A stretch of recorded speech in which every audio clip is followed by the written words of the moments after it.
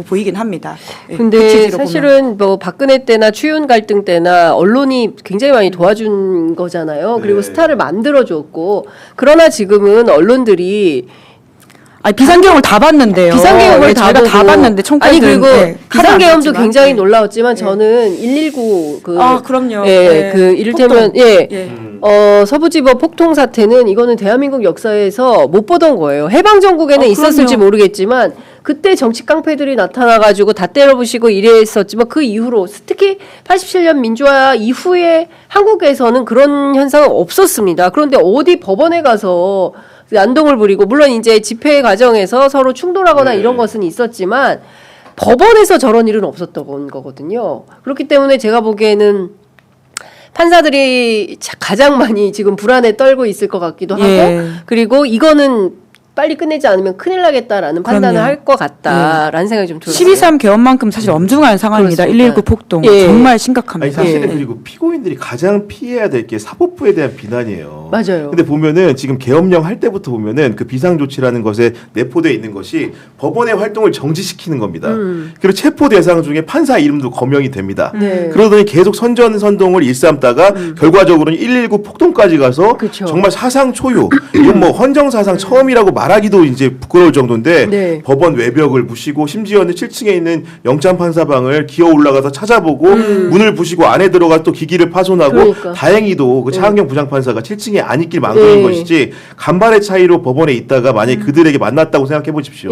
얼마나 참혹한 결과가 빚어졌겠습니까? 그렇습니다. 근데 이런 사법부에 대한 그 폭동이라든가 폭력행위 자체를 피고인이라면 당연히 바라지 않을 것 같은데 이것조차도 본인에게 뭔가 영웅서사를 만들고 김은지 기자가 얘기한 대로 유리한 국면으로 갈 수 있다는 맹목적 환상을 갖고 있는 것 자체가 범인이 아니다. 진짜로 진짜 범인이다. 이분은 그러니까 진짜. 아니 근데 이런 생각이 드는 겁니다. 그러니까 그 119 폭동 과정에 그럼 도대체 배우는 누구냐, 누가 조정했느냐. 어제 이제 장경태 더불어민주당 의원이 석동현 변호사 얘기를 했어요. 근데 물론 이제 본인은 전혀 그 사실에 부합하지 않는다, 가짜뉴스다 이런 주장을 하고 있는데 실제로 장경태 의원실에 제보한 제보자가 또 굉장히 불안해하고 있는 거예요. 왜냐하면 혹여라도 이게 반전될까봐 그런 것도 있고요.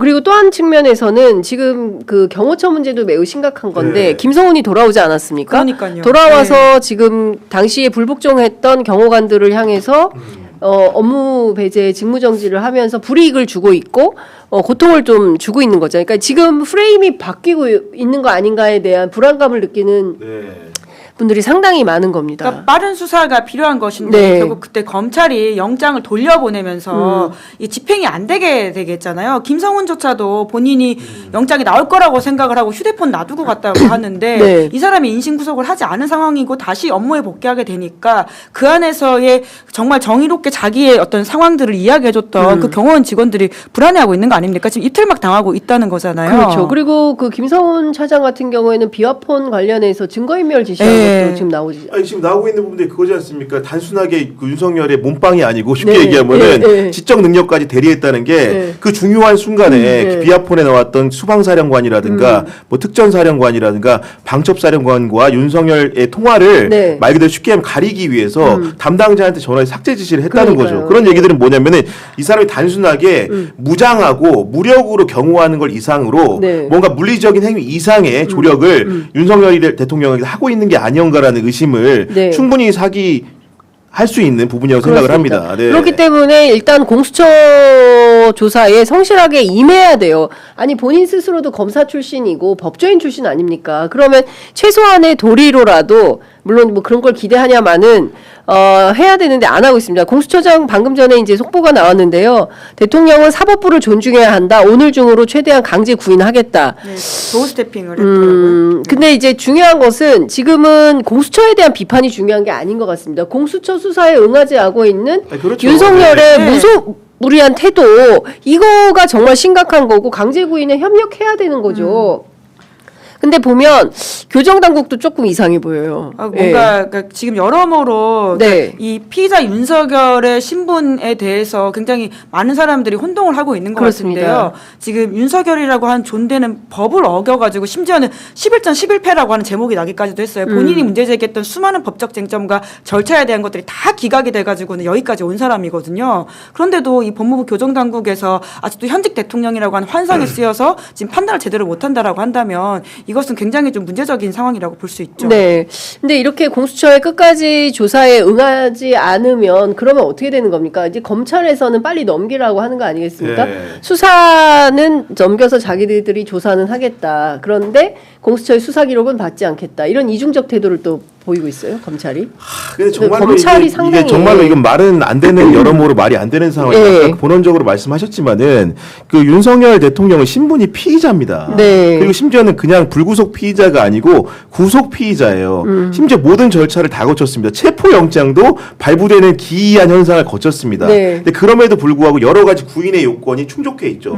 수사기관은 응당 조사를 해야 될 의무가 있는 것이고요. 네. 근데 이거를 요리조리 피하고 오늘은 헌재 변론 기일도 없잖아요. 그렇습니다. 나와서 당당히 얘기하면 되잖아요. 예. 그리고 예를 들면 주말이라도 조사 받겠다고 얘기하면 되잖아요. 그런 얘기들을 아예 안 하고 있는 것이고 아마도 검찰에 가더라도 제가 보기에는 현재까지 그 행태를 봤을 때는 조사를 안 받을 겁니다. 아까 말한 것처럼 구속이 되는 순간 네. 더 이상 형사 절차는 자신에게 끝났다. 무용하다. 더 이상 여기서는 다툴 여지가 없다라고 예, 판단했을 예. 거기 때문에 예. 내가 권력을 찾고 돌아가서 살 수 있는 방법은 유일하게 헌재에서 징계 절차인 파면을 피하고 내가 복귀해서 모든 것을 거느리는 방법밖에 없다라는 그런 상황적 판단을 본인 스스로는 내린 게 아닌가 싶고 그랬기 때문에 원래도 헌재 심판정에 출석하게 되는 그 시점 같은 경우에도 원래는 설 이유라는 얘기가 많았어요. 나오더라도 매번 나온다는 것도 아니었고 그런데 네. 갑자기 119 폭동이 일어나고 네. 뭔가 지금 형사법정에 설 상황들이 생기다 보니까 그 전에 상황을 뭔가 유리하게 이끌어 가야겠다는 판단이 들었고 이제 매번 나오겠다고 네. 하는 거 아니겠습니까? 예.